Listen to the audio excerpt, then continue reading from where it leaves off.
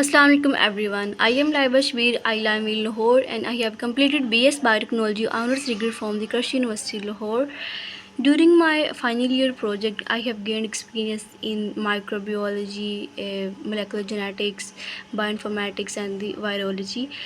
In my teaching career from 2022, I have run my own academy which is name is For Brazilian Science Academy, and I have taught different subjects biology, physics, chemistry, English, maths from middle to FSC students.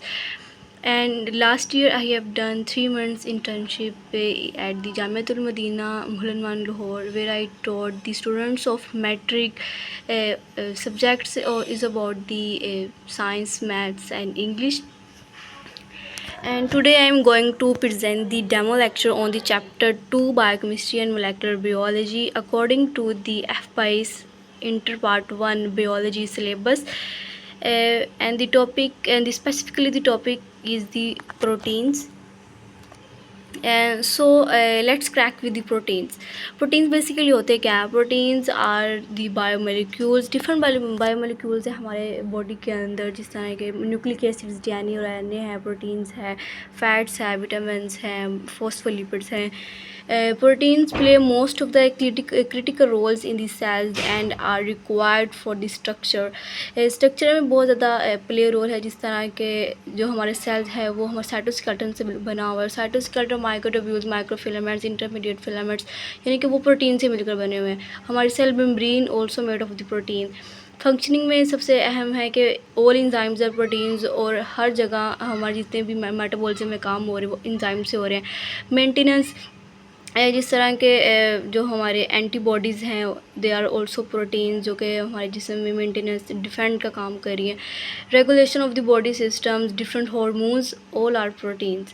Proteins are the main structural component of the cell, जिस तरह के मैंने आगे cytoskeleton की बात की है, cell membrane की बात की है. All proteins contain carbon, hydrogen, oxygen and nitrogen. यानी कि जब हम क्योंकि प्रोटीन अमीनो एसिड से मिलकर बने होते हैं, amino acids carboxyl amino group इन सब से मिलकर बने होते हैं. Some proteins contain phosphorus and sulphur, यानी कि फॉस्फोप्रोटीन्स फॉस्फेट से मिलकर बनेंगे. और जिस तरह के अमीनो एसिड्स हैं, जिस तरह के सिस्टीन है, वो उसके अंदर सल्फ़र हाइड्रल ग्रुप होता है, तो वो सल्फ़र से मिलकर बना होता है. क्योंकि आर ग्रुप हर अमीनो एसिड्स में डिफरेंट होते हैं. तो few proteins have Fe iron group जैसा हीमोग्लोबिन में होता है. Iodine and magnesium incorporated into the molecule.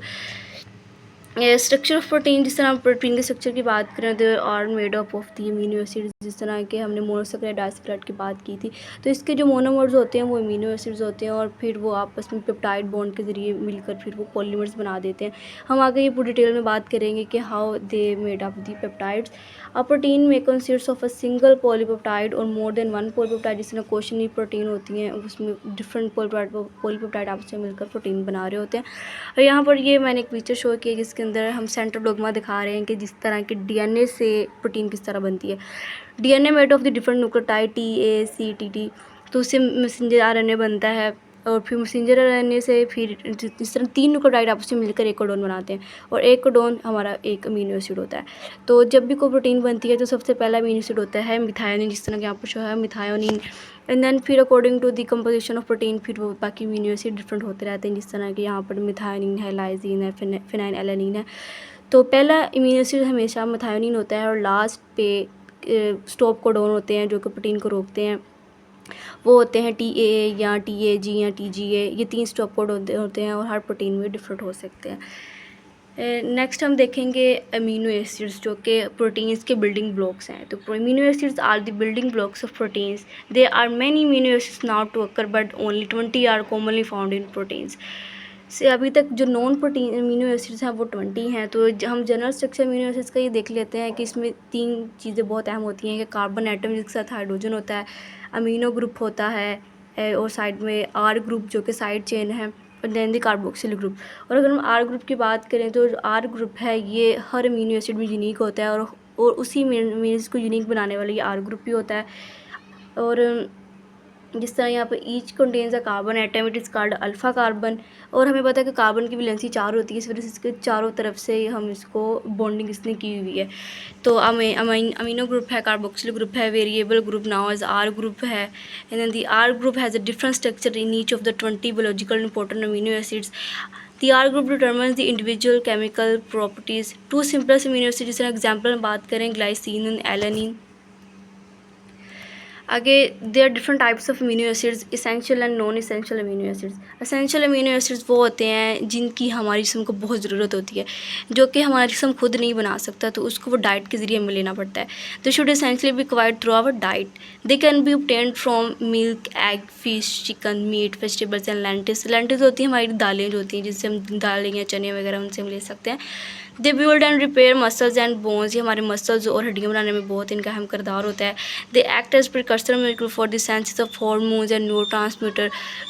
Hormones जिस तरह गोनाडोट्रोपिन हो सकता है, ऑक्सीटोसिन हो सकता है, न्यूरो ट्रांसमीटर जो कि हमारे नर्व्स में बहुत ज़्यादा हेल्पफुल है। Deficiency of essential amino acids can cause many health problems की डेफिशिएंसी से ऑफ कोर्स बॉडी मास कम हो सकता है, जिस तरह कैरोटीन प्रोटीन है तो लोगों के बाल झड़ना शुरू हो जाते हैं। तो 9 एसेंशियल अमीनो एसिड्स डिफरेंट, अब 20 में से जो 9 अमीनो एसिड जो नॉन है वो एसेंशियल हैं। लाइजीन है, ल्यूसीन है, आइसोल्यूसीन है, हिस्टिडीन है, मिथायोनिन है, फिनाइन एलानिन है, थ्रियोनिन है, वेलाइन या ट्रिप्टोफैन है। तो यहाँ पर मैंने एक पिक्चर शो किया जिसके अंदर हम अमीनो एसिड्स के 3 लेटर एब्रिविएशन भी होते हैं और फिर उनके 1 लेटर सिंबल भी होते हैं। नेक्स्ट है जी non essential amino acid. Non essential amino acid वो हैं जिनकी हमारी बॉडी को ज़रूरत नहीं, जो खुद बना देता है, डाइट के ज़रिए लेने की ज़रूरत नहीं होती। They are form by modifying the other amino acids and other food components. ये जो अमीनो एसिड वो डाइट से तो नहीं ले रहा है, लेकिन ये जो पहले वाले जो अमीनो एसिड जिसको हम डाइट से ले रहे हैं उसको मॉडिफाई करके नॉन एसेंशियल अमीनो एसिड बना रहा है। जिस तरह कि अगर मैं आपको एग्जांपल दूँ तो हम ग्लूकोज लेते हैं रोटी के ज़रिए, तो उससे पायरुवेट बनता है। तो पायरुवेट को फिर ये बाद में जब प्रिकर्सर वगैरह रिएक्शंस होते हैं तो फिर उससे एलानिन बनता है। और इस तरह वो जहाँ पर वो बात करेंगे कि ये टॉक्सिक जो चीज़ें होती हैं ना उसको भी कम करने में ये हेल्प करता है। तो जो टॉक्सिक चीज़ें जिस तरह ऑक्सैलो एसीटेट होता है, जब हम ज़्यादा प्रोटीन ले लेते तब बनता है, तो ऑक्सैलो एसीटेट से फिर अस्पार्टेट बनता है। तो इस तरह के रिएक्शंस को इंटरमीडिएट रिएक्शंस वगैरह होते हैं, उससे फिर ये नॉन एसेंशियल अमीनो एसिड्स बनते हैं। They not need to be part of our diet, chances of their deficiencies are rare, illness और स्टारवेशन में lead to their deficiency. They are involve in removal और डिटॉक्सिफिकेशन ऑफ टॉक्सिन, जिस तरह के मैंने oxalo acetate की बात किया गया। Red blood cell and white blood cell synthesis में ये हेल्प करते हैं। इम्प्रूविंग ब्रेन फंक्शनिंग और इम्प्रूविंग कार्डियक फंक्शनिंग में इनका बहुत ज़्यादा रोल होता है। तो 20 में से जो 11 है वो है नॉन एसेंशियल अमीनो एसिड्स, जिसमें एलानिन है, आर्जिनिन है, एस्पाराजिन है, aspartic acid, cysteine, glutamic acid, glutamine, glycine, proline, serine and the tyrosine. Then हम देखेंगे कि how peptide linkage are made, synthesis देखेंगे, हम उनकी ब्रेकेज देखेंगे। तो किस तरह पेप्टाइड बनते कैसे हैं, तो इसमें इस तरह बनेंगे कि एक अमीनो एसिड जब दूसरे अमीनो एसिड के साथ आपस में पेप्टाइड बॉन्ड बनाते हैं तो देन डाइपेप्टाइड इज फॉर्म्ड, फिर tripeptide and then the polypeptide.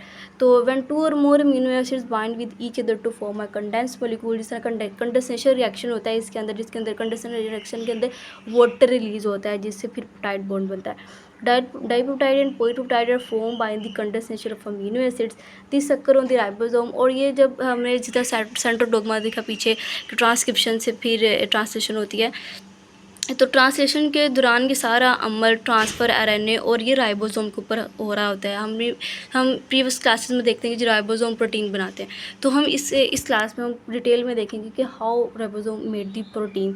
तो ये ट्रांसफ़र आरएनए की हेल्प से बनाता है और राइबोसोम के ऊपर 3 साइट्स होती हैं जो कि फेमस होती हैं, फेमस नाउ एज ईपा। ए में ऐड होगा अमीनो एसिड्स, पी पे पॉलीपेप्टाइड चेन बनती है जहाँ पर ट्रांसफर आरएनए भी अटैच होता है, देन दी ई एग्जिट जहाँ पर पॉलीपेप्टाइड बन के फिर वो वहाँ से एग्जिट हो जाती है। तो ये पूरा एक डिफरेंट लेक्चर हो जाएगा इसके लिए। फिर तो messenger RNA carries coded structure from the DNA और this process as the translation. इसे इस कंडेंसेशन रिएक्शन के दौरान होता है क्या, इसके दौरान ये होता है कि एक अमीनो एसिड का कार्बोक्सिल ग्रुप में से हाइड्रोक्सिल आयन निकलता है और दूसरे अमीनो एसिड के अमाइनो ग्रुप में से एच निकलता है। तो एच और ओ एच मिलकर बन जाता है AH2O, तो वाटर निकल जाएगा और फिर दरमियान में CN का बॉन्ड बन जाता है जिसे हम कहते हैं peptide bond. This combine to form one water molecule, यानी कि a bond is establish between the C of the carboxylic acid group and the N दूसरे का अमाइनो ग्रुप का, दोनों के दरमियान बॉन्ड बन जाता है and this bond is called peptide bond. The product of two amino acid is called dipeptide, और अगर तीन होंगे तो ट्राइपेप्टाइड, और फिर जब चेन बनेगी तो पॉलीपेप्टाइड। जिससे कि नीचे ये मैंने शो भी किया है कि ग्लाइसिन और एलानिन जब रिएक्शन करते हैं तो बाद में क्या बनता है, ग्लाइसी एलानिन, तो जो कि डाइपेप्टाइड है। नेक्स्ट हम देखेंगे कि स्ट्रक्चर ऑफ डाइपेप्टाइड होता कैसा है। डाइपेप्टाइड हैज़ टू एंड्स, एक होता है अमाइनो और एन टर्मिनल एंड, एक होता है कार्बोक्सिलिक एसिड का C टर्मिनल एंड। क्योंकि एक तरफ सिर्फ अमाइनो बच जाता है, दूसरी तरफ कार्बोक्सिलिक ग्रुप बच जाता है, तो अमाइनो का N लेंगे और कार्बोक्सिलिक का C, तो इस वजह से कहते हैं कि एक जो प्रोटीन होती है उसका एक होता है N टर्मिनल, दूसरा होता है C टर्मिनल, और N टर्मिनल और C टर्मिनल पे ही हमारे अमीनो एसिड आगे ऐड होंगे। A new amino acid is added from the carboxylic acid और C terminal and a tripeptide is form from 3 amino acids, another water molecule is release, तो वही बार बार reaction होता रहेगा, कंडेंसेशन रिएक्शन, वाटर रिलीज होंगे और फिर amino acid बन जाएंगे। Several amino acid link together by peptide bond from a polypeptide chain.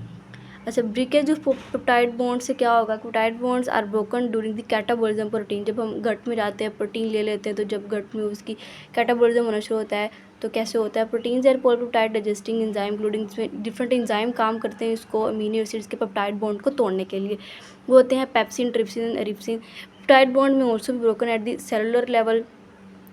Lysosomal enzyme release amino acids. Release amino acids are used for the new protein synthesis and the ATP synthesis. Next है दी structural conformation इन protein. तो हम तो चार तरह के different structures होते हैं, primary structure, secondary structure, tertiary structure and the quaternary structure. Primary structure है linear polypeptide with the specific sequence and number of amino acids called primary sequence. इसके अंदर सिर्फ लीनियर होते हैं, डिफरेंट डिफरेंट अमीनो एसिड्स आपस में attach होते जाएंगे और एक लीनियर जो चेन बनेगी उसे कहेंगे primary structure. It is shown by the all proteins at the time of their senses on ribosomal surface. जिस तरह हमने बात की थी जब ट्रांसफर एंड राइबोसोम मिलकर प्रोटीन बनाते हैं तो वो उस टाइम पे प्राइमरी स्ट्रक्चर होता है, यानी कि वो लीनियर की चेन होती है। After synthesis a protein does not remain its primary structure, फिर बाद में वो सेकेंडरी में भी चेंज होता है और टर्शियरी में भी डिफरेंट शेप्स ले लेता है। तो सेकेंडरी स्ट्रक्चर में हमारे पास है दो तरह के स्ट्रक्चर बनते हैं, एक होता है अल्फा हेलिक्स स्ट्रक्चर और दूसरा होता है बीटा प्लेटेड शीट। तो इसमें ये होता है कि वही पॉलीपेप्टाइड चेन आपस में बॉन्डिंग, हाइड्रोजन बॉन्डिंग होती है उसके दरमियान, और फिर वो हेलिकल होती है, स्पायरल शेप होती है सीढ़ियों जैसी। तो इसमें ये होता है कि हेलिकल शेप के अंदर कार्बोनिल ग्रुप, एक अमीनो एसिड का कार्बोनिल ग्रुप और दूसरे अमीनो एसिड का अमाइनो ग्रुप, चार अमीनो एसिड को छोड़ के जब आपस में अटैच होता है ना तो वो सीढ़ी जैसी शक्ल बन जाती है, जिस तरह की यहाँ पर अल्फा हेलिक्स के मैंने शो की हुई है। तो बीटा प्लेटेड शीट के अंदर वो पहले ही फ्लैटन शीट होती है और फिर बाद में कार्बोनिल ग्रुप अमाइनो ग्रुप के साथ बॉन्ड, हाइड्रोजन बॉन्डिंग कर लेता है और then it forms the beta pleated sheet. तो there are established by the hydrogen bonding between opposite charge bearing groups of different amino acid. इसमें पोलर और non polar दोनों तरह के अमीनो एसिड्स होते हैं। टर्शियरी स्ट्रक्चर के अंदर इन सब पर ये इसमें भी एक लीनियर पॉलीपेप्टाइड अपने आप को फोल्ड कर लेते हैं, यानी कि 3D स्ट्रक्चर इस पे बनता है। तो इन सब protein the linear polypeptide is change into alpha helix, the alpha helix folds again and again. उसमें डिफरेंट तरह के बॉन्ड यूज होते हैं, जिस तरह का आयोनिक बॉन्ड, जिस तरह यहाँ पर शो हुआ है आयोनिक बॉन्ड शो हुआ है, हाइड्रोजन बॉन्डिंग, डाइसल्फाइड लिंकेज। तो ये तीन चार तरह के बॉन्ड जब आपस एक पॉलीपेप्टाइड के अंदर बनेंगे तो वो 3D शेप बन जाती है। This globular shape structure is called the tertiary structure. तो ये बेसिकली 3D मॉडल होता है एक पॉलीपेप्टाइड का। क्वेश्चनरी स्ट्रक्चर के अंदर some proteins exist in very complex structure, जिसमें दो तरह की 2 और मोर तरह की पॉलीपेप्टाइड आपस में मिलकर एक क्वेश्चनरी स्ट्रक्चर बना लेती हैं। या जिस तरह हमारे पास हीमोग्लोबिन है उसके अंदर 4 तरह की चेन्स होती हैं, 2 अल्फ़ा होती हैं, 2 बीटा होती हैं, तो 574 अमीनो एसिड्स होती हैं हीमोग्लोबिन के अंदर। तो वो 4 चेन्स आपस में मिलकर एक कम्प्लेक्स स्ट्रक्चर बना लेती हैं। इसमें एक पॉलीपेप्टाइड चेन नहीं होती, इसमें 3-4 पॉलीपेप्टाइड चेन हो सकती हैं। तो इसमें भी वही, जिस तरह हमने पीछे बॉन्डिंग की बात की, तो इसमें भी वही बॉन्डिंग आ सकती है। हाइड्रोफोबिक इंटरेक्शंस भी होती हैं, डाइसल्फाइड ब्रिजेस भी होती हैं, आयोनिक बॉन्डिंग भी होती है, हाइड्रोजन बॉन्डिंग भी होती है, क्योंकि ये बहुत ज़्यादा कम्प्लेक्स स्ट्रक्चर हो जाता है और इसमें बॉन्डिंग बहुत ज़्यादा कम्प्लेक्स हो जाती है। And such structures are called quaternary structures. ये है हमारा ब्रीफ सा डेमो जिसके अंदर हमने प्रोटीन्स को देखा, उसकी कंपोजिशन को देखा, हमने उसकी डाइपेप्टाइड वो किस तरह बनता है, हमने डिफरेंट कन्फॉर्मेशनल स्ट्रक्चर्स देखे। If any question then you can tell me. Thank you so much.